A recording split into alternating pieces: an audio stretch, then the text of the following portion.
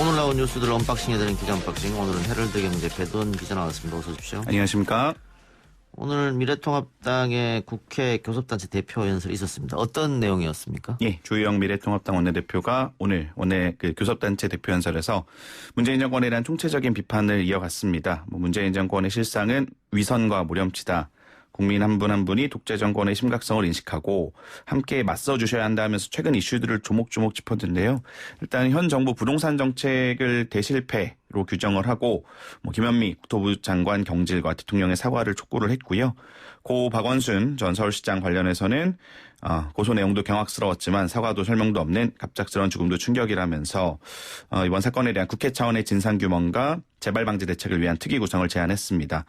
또 김경수 경남지사, 은수미 성남시장, 최근에 또 이재명 경기지사 재판까지 봐주기 판결이 드러났다. 그러면서 문재인 정권 이후 임명된 대법관 10명 가운데 5명, 또 헌법재판관 8명 가운데 6명이 특정 성향을 가진 단체 출신이라고 주장을 했습니다. 그러면서 또 윤석열 검찰총장에 대해서는 조국 전 장관이나 울산시장 선거 공작 등의 수사를 이어가자 여권이 나쁜 검사로 만들어 쫓아내기 급급했다라고 비판을 했고, 마지막으로는 북한과 관련해서도 비판을 했어요. 지난 3년간 정권이 추진한 평화 프로세스가 북한의 조롱과 모멸로 화상이 완전히 무너져 내렸다라고 진단을 하면서 박지원 국정원장 후보자 임명에 대한 비판까지 내렸습니다. 예. 민주당이 듣고 가만히 있지는 않았을 것 같은데요. 네, 그렇습니다. 오늘 주호영 원내대표의 대표 연설을 두고 비판과 비난만 난무하고 대안과 비전 제시는 없었다. 발목 잡기 정쟁보다는 생산적 비전을 제시하기를 요청한다라고 촉구를 했습니다. 박성준 민주당 원내대변인은 특히 아까 드렸던 말씀 중에 사법부 편향성을 주호영 원내대표가 지적한 부분이 있었잖아요. 그러면서 이걸 반박을 하면서 문재인 정부에서 임명된 3명의 대법관이 이재명 경기지사 재판에서 반대 의견을 냈다. 예. 그러면서 사법농단을 일삼던 지난 정부 세력들이 할 얘기는 아니다라고 받아쳤습니다. 또 민주당 이원욱 의원 같은 경우는 자신의 페이스북을 통해서 제가 아까 말씀 안 드렸는데 주 원내대표 연설 중에 대통령의 대학 후배 이성윤 서울중앙지검장이 믿는 구석이 있어서 이런 구절이 나오거든요. 예. 이거를 언급을 하면서 이 부분이 대통령이랑 이성윤 지검장에 대한 명예훼손일 수도 있다라고 지적을 했고요. 정의당도 김종철 선임대변인 입장을 내고 대안 없이 비판만 나열해서 제1야당의 대표 연설이라기는 부끄러운 수준이라고 논평을 했습니다. 그렇군요. 자, 민주당이 드라이브를 걸고 있는 행정수도 완성 논의가 계속 되고 있는 겁니까? 네, 그렇습니다. 지난 2004년 다들 아시죠? 관습헌법 이론을 내세운 헌재의 위헌 결정으로 사실은 거의 15년 이상 수면 아래에 가라앉아 있었는데요. 전국 쟁점으로 다시 부상하는 모양새입니다. 예. 민주당 김태년 원내대표가 오늘 원내대책회의에서 시대 변화에 따라 관습헌법이 얼마든지 달라질 수 있다. 국토 균형 발전 차원에서 행정수도 완성의 필요성을 진지하게 검토해달라고 요청을 했고요.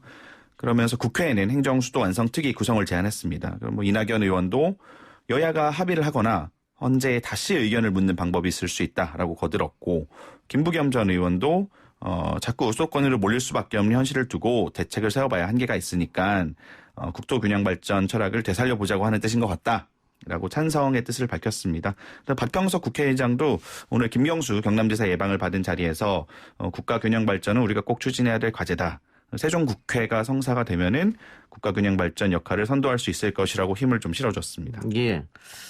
근데 미래통합당은 수도권 가밀해소 필요성에는 공감.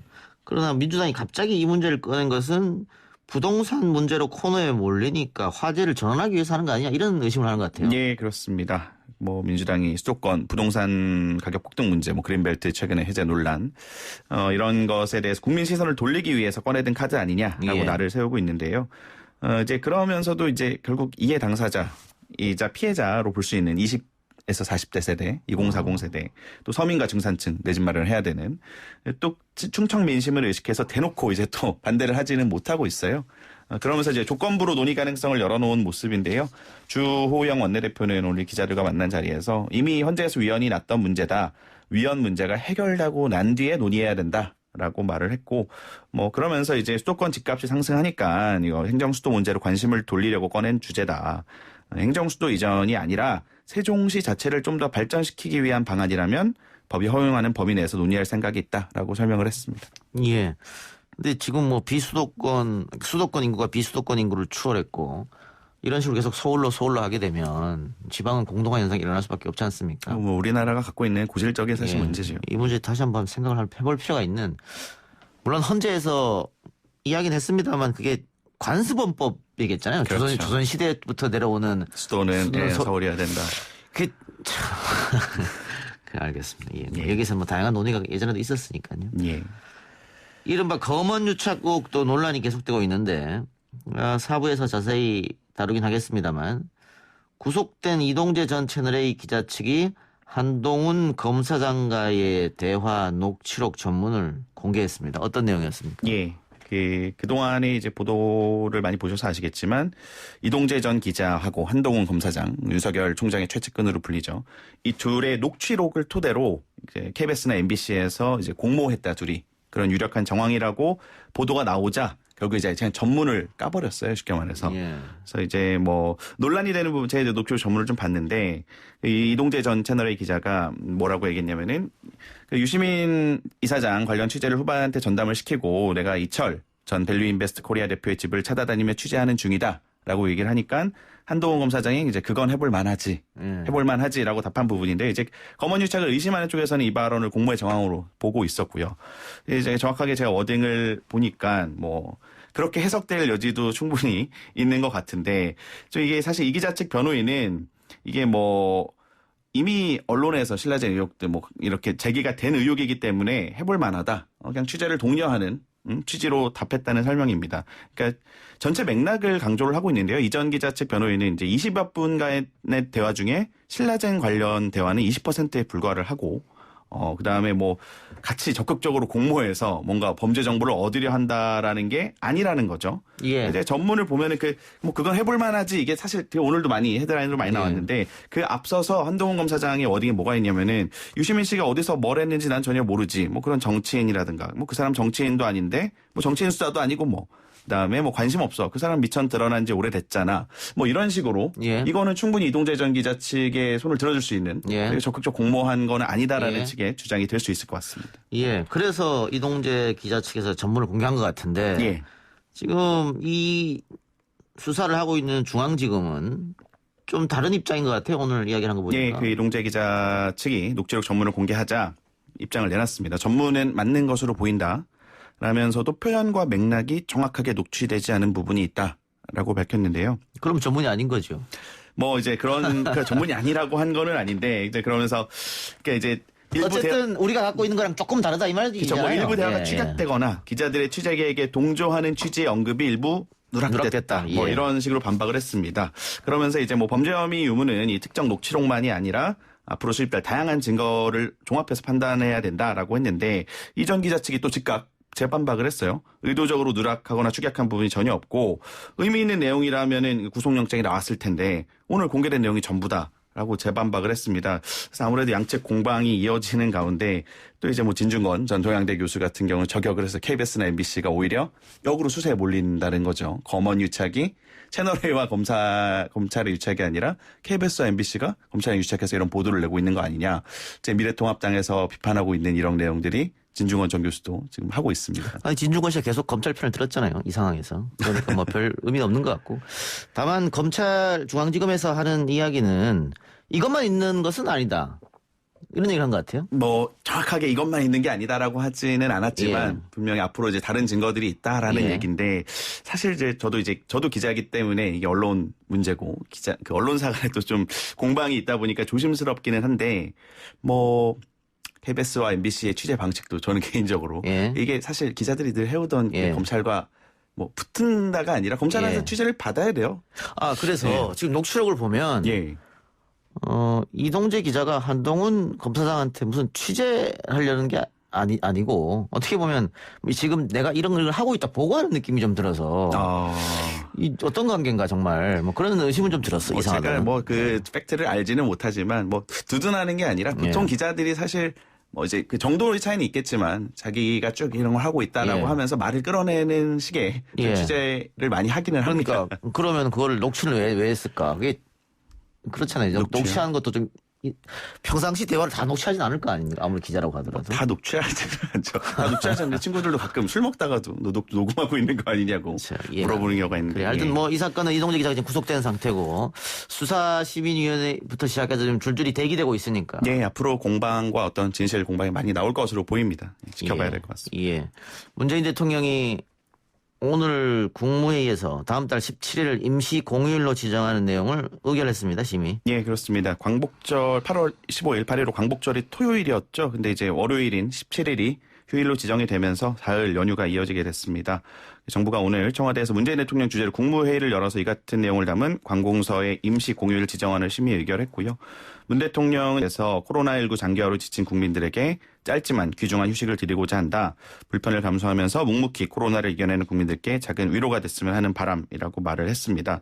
또 그 최근에 택배업계에서 8월 14일을 택배 없는 날로 지정했다라는 소식을 또 언급을 하면서 코로나 위기 속에서 휴식의 기회를 갖지 못하고 더욱 바빠진 택배 노동자들이 쉴 권리를 짧게라도 누릴 수 있게 돼 다행이라고 격려하기도 했습니다. 예. 하나만 더 살펴보고 끝냅시다. 이재용 삼성전자 부회장이 현대차 연구소를 방문했다고 하는데 어떤 일 때문에 현대자동차를 방문한 겁니까? 예, 일단은 지난 5월에 정의선 현대차그룹 수석 부회장이 삼성 SDI 천안 사업장을 방문했었어요. 그래서 배터리 관련 논의를 했었는데 그거에 대한 답방 차원으로 보시면 됩니다. 오늘 그 현대차그룹의 R&D 메카죠. 화성에 있는 남양연구소에서 오늘 방문을 해서 회동을 했는데요. 5월에는 이제 아까 말씀드린 배터리 논의가 주였는데 오늘은 전기차, 자율주행차, 또 차세대 모빌리티 분야에 대한 다각도의 협력 방안을 모색한 것으로 전해졌고요. 이게 좀 오늘 이제 놀라웠던 소식인 게 정관계 인사가 아닌 재계 총수가 이 현대차에서의 심장이라고 볼 수 있거든요. 예. 남양연구소에 직접 방문한 것이 이번이 처음이고요. 또 그다음에 삼성그룹의 오너가 현대차 그룹의 이런 연구소를 방문한 것도 처음이라고 합니다. 그러면서 삼성과 현대차가 미래 시장 개척을 위해서 합심하는 긍정적 사례라는 평가가 나오고 있습니다. 알겠습니다. 검찰이 이재용 부회장 기소 여부는 아직 결정이 안 됐죠? 예. 언제쯤 결정 납니까? 이미 나오고도 남았어야 되는 시간인데 검찰이 요즘에 이리저리 좀 치여서 바쁘고 하다 보니까 좀 결정이 늦어지고 있습니다. 대검찰청 심의위원회가 지난달 26일에 불기소 원고를 내린 지가 벌써 한 달이 돼가고 있는데요. 지난 주말에 검찰이 간부 회의를 연 것으로 전해졌습니다. 그래서 이제 최종 결론이 임박했다라는 관측이 나오고 있고요.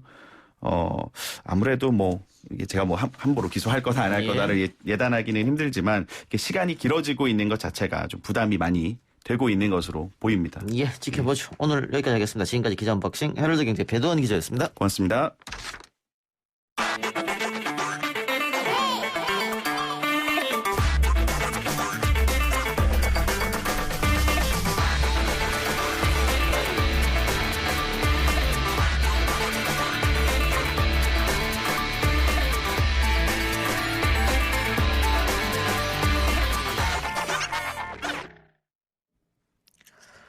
좀처럼 잡히지 않는 코로나19 감염병 예방 관리만으로는 그 종식을 가늠해 보기 어려울 것 같습니다. 결국 치료제와 백신이 유일한 해법이라고 볼 수밖에 없는데요. 최근 국내에서는 혈장 치료제가 본격 생산에 들어갔고 영국 옥스퍼드에서는 백신 실험이 성공적이었다고 합니다. 그 이외에도 음식에 따른 전염력 차이 등도 알려졌는데 코로나19 대응 사항과 현황 한림대학교 강남성심병원 이재갑 교수 연결해서 들어보겠습니다. 교수님 나와 계십니까? 네, 안녕하세요. 네, 안녕하십니까. 자, 혈장 치료제 임상 시험을 위한 제재 생산이 이미 시작됐고 8월엔 생산 완료다 이런 얘기가 들리던데 일단 네. 혈장 치료제가 뭔지 또 어떻게 치료 효능이 있는지 정리 좀 부탁드리겠습니다. 네, 혈장 치료제는 이제 확진돼서 회복된 분들이 예. 이제 헌혈을 해주시면 그 헌혈한 혈장에서 코로나19의 이제 효과적인 그런 항체들을 이제 농축시켜가지고요. 그래서 이제 치료제로 만드는 방법입니다. 그래서 이거는 이제 확진되고 나서 회복된 분들의 혈액이 좀 많이 모여야지 여러 명 거를 만들 수 있거든요. 그래서 이제 그 자발적인 참여를 해주시는 게 현재는 제일 중요한 상황이고요. 지금 이제 그게 만들어지면 이제 임상 연구가 진행이 될 거고요. 임상 연구를 통해서 이제 환자한테 사용해서 효과가 있다고 하면 이제 그게 시판이 될 수 있는데 빠르게 진행되면 올해 말도 가능하다 이렇게 업계에서는 얘기를 하고 있습니다. 예. 근데 교수님 이야기처럼 완치자의 혈장 공여가 가장 중요할 텐데 저번에 언론 보도를 봤더니 혈장 공여하신 분이 극소수라고 나와 있더라고요. 일단 조금 늘어서 한 4,500명 정도 제가 됐다고 얘기는 들어서 예. 이 정도면 이제 임상연구 진행할 수준은 되거든요. 예. 근데 이제 실제로 이제 임상연구 끝나면 이제 실제 환자한테 써야 되려면 좀 더 많은 분들이 좀 동참을 해주셔야 될 상황이긴 합니다.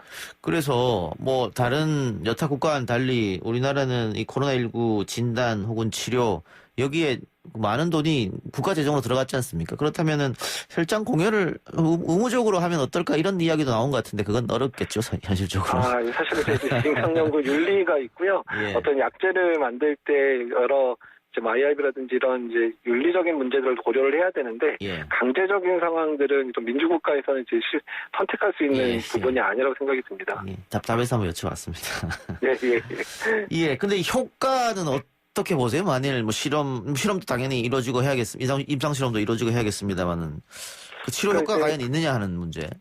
네, 효과적인 항체 부분만 잘 걸러져서 그 부분이 농축돼 있다면 특히 중증 환자에서는 어느 정도 효과를 볼 수 있지 않을까 이렇게 이제 기대를 좀 하고는 있습니다. 예. 근데 결국은 백신 개발이 가장 중요하다 이런 얘기가 들리는데요.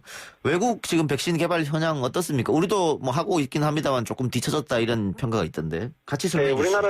우리나라도 지금 이제 백신 한 가지 종류는 이제 일상 연구의 첫 번째 단계 연구가 이제 시작은 됐고요. 예. 이제 외국 같은 경우는 이제 첫 번째 임상 연구 끝난 결과들이 속속 좀 발표되고 있는데, 일단 뭐 화이자에서 발표한 것도 있고요. 그 다음에 영국의 이제 옥스퍼드 대학하고 아스트라제네카에서 발표한 거, 또한 이제 미국의 모더나, 중국에서도 있어서 이제 네 군데가 좀 빨리 진행이 되고 있고 일상 결과들은 대부분 이제 고무적인 결과들을 좀 보고 있어서 예. 이제 빨리만 진행된다 그러면 국가에 따라서는 올해 안에 이제 시판이 가능할 수도 있다 이런 얘기가 나오고는 있습니다. 삼상 들어간 데도 있나요? 삼상이 시작된 게 이제 그 영국에서 만들고 있는 그 옥스퍼드에서 만드는 게 브라질에서 삼상이 이미 시작이 됐고요. 그다음에 영국을 포함한 유럽에서의 삼상이 이번 달 말이나 다음 달 초에 예상이 돼 있어서 현재 연구상으로는 제일 빨리 진행되고 있고요. 예. 그다음에 이제 미국의 모더나의 회사도 삼상 이번 달 안에 시작될 거로 생각이 돼서 두 백신이 좀 빨리 진행되고 있고요. 중국 백신들도 삼상이 진행되고 있다고는 얘기 들었는데 거기는 이제 소식을 자주 이제 접할 수는 없는 상황입니다. 예. 그런데 뭐 삼상이 끝나고 최종 개발이 된다고 하더라도 이 전 세계에 공급을 해야 되지 않습니까? 충분히 공급할 수 있겠느냐 양이 그런 걱정도 됩니다. 일단은 이제 자국 중심으로 이제 공급을 하려고 생각을 하고 있어서 아마 타국가들은 조금 더 늦게 받게 될 가능성이 높은데 지금 미국이나 영국이나 유럽이 지금 선택하는 방법이 삼상 연구가 진행되는 시점에서 보통 연구 결과를 보고 대량 생산을 시작하는데 이번에 급하니까 삼상 연구 진행하는 중간에 아예 대량 생산을 하겠다. 그래서 결과가 나쁘면야 버릴 수밖에 없는 상황이라도 하도 급하니까 결과가 좋으면 대량 생산해 놓은 거를 바로 접종하겠다 이렇게 지금 계획을 세우고 있어서 그래서 이제 올해 아니나 내년 초에 이미 이제 그런 국가에선 접종이 시작될 수도 있다는 얘기를 하고 있습니다. 예. 그 각국이 자국 내부터 먼저 공급을 하겠다 이런 계획이기 때문에 우리도 늦었지만 계속해서 뛰어들고 하는 게 뭐 당연한 일인 것 같기는 하네요. 예, 그래서 이제 우리나라 자체에서 백신 만드는 게 상당히 중요하기는 하고요. 다만 이제 좀 예상하기는 우리나라에 이제 백신을 만들 수 있는 공장들이 몇 개 있거든요. 그러니까 이제 외국에서 이제 하더라도 대량 생산하기에는 공장이 부족하니까 우리나라 회사들한테 이제 공장을 이제 빌려서 만들 수도 있습니다. 외국에서. 이제 그렇게 되면 협약을 잘해서 일부는 우리나라 국민들의 공급이 가능하도록 하는 그런 방법들도 지금 정부에서 고려하고 있는 것으로 이야기 들었습니다. 예. 치료제는 어떻습니까? 치료제는 일단은 이제 렘데시비어가 어느 정도 효과가 있다 그래서 지금 현재 사용 중이고요. 그리고 그 외에 국내에서는 여러 가지 회사에서 약제에 대한 임상 연구가 진행되고 있는데 우리나라 환자가 좀 줄어가지고 등록이 좀 더뎌져서 이제 연구 끝나는데 시간이 좀 걸릴 것 같은 약들이 좀 있고요. 그리고 좀 기대하기는 그 혈장 치료제의 이제 차세대 약제로 하는 게 이제 항체 치료제거든요. 효과 있는 항체를 이제 유전자 기술을 통해서 증폭해서 대량 생산하는 기술을 이제 우리나라의 셀트리온이나 삼성 바이오로직스가 가지고 있습니다. 그래서 거기서 나오는 그런 방법들은 연구가 이제 이번 달부터 연구가 시작이 됐거든요. 그래서 빨리 진행되면 내년 초에는 항체 치료제 계열도 나올 것 같아서 그런 부분들도 좀 기대를 하고 있는 상황입니다. 예. 각 지역이나 식문화를 통해 감염 추이를 보도하는 기사들도 최근에 있던데 뭐 동아일보에서 최근에 한국인이 코로나19에 강한 이유는 뭐 발효된 김치 때문 아니냐 뭐 이런 기사를 나온 것 같기도 하고 또 프랑스의 한 대학에서는 양배추와 오이를 많이 먹는 나라가 덜 걸렸다. 신뢰할 수 있을까요?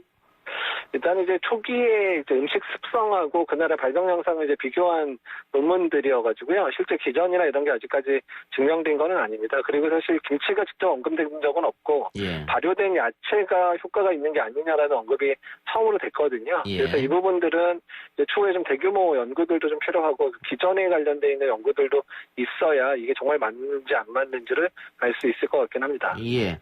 그러면 이 감염병이 유행할 때 도움되는 식습관이나 식재료 뭐 같은 게 있을까요? 일단 뭐 그게 좀 특별한 것은 없고요. 예. 그러니까 평상시에 건강하게 사는 거, 예. 평상시에 고루 영양을 섭취하는 거 자체가 그냥 일상적인 건강을 유지하는 방법이 도움이 되고 평소에 건강한 사람이 이런 감염병에 걸려도 잘 회복이 되는 거는 뭐 특별한 그 사실은 아닙니다. 그 면역력 키우는 음식이 있다면 그런 거를 평상시에 충분히 먹여놓으면 감염병 유행할 때 도움되지 않느냐 뭐 이런 얘기도 있던데. 근데 사실 이제 면역력 증강시키는 약도 있고 이제 음식 얘기를 많이 하는데요. 예. 특정 음식을 많이 먹거나 특정 약을 많이 먹어서 어떤 특정 감염병에 잘 안 걸린다, 회복이 잘 된다 이런 거는 사실은 거의 대부분 이제 과장 광고에 해당되는 내용들이었어요. 그냥 평상시에 건강하게 사는 식습관하고 운동하는 습관들 이런 평상시에 건강하게 사는 게 가장 좋은 면역력을 높이는 방법이라고 생각하시면 될 것 같습니다. 예. 그 시간이 없어서 하나만 더 여쭙겠습니다. 올해 일본 도쿄올림픽이 예정돼 있었습니다. 코로나19 때문에 1년 늦춰졌고요. 내년입니다. 그런데 아까 뭐 교수님께서 빠르면 올해 안에도 백신이 나올 수 있다라고 얘기했는데 지금 일본이 특히 코로나19 확진자가 굉장히 빠른 속도로 증폭하고 있거든요. 내년에 어떻게 올림픽이 열릴 수 있을까요? 백신이 나오더라도 예. 일단 아주 효과적인 백신이 아니라 그러면 완전히 이제 코로나19의 유행을 잠재울 수 있는 상황은 꽤 오랜 시간이 걸려야 되거든요. 예. 많은 사람들 맞아야 되고 실제 바이러스의 활동도를 떨굴 정도로 이제 여러 사람들이 걸리기도 하고 이런 상황이 돼야 되기 때문에요. 아마 전반적인 코로나 상태가 백신이 나오더라도 내년 말이나 돼야 아마 안정이 되지 않을까 전 세계적으로는. 그래서 아마 저의 예상으로는 올림픽이 어렵지 않을까 이렇게 예상을 하고 있습니다. 예. 알겠습니다. 교수님 오늘 인터뷰 고맙습니다. 예, 감사합니다. 네, 지금까지 한림대 강남성심병원 감염내과 이재갑 교수였습니다.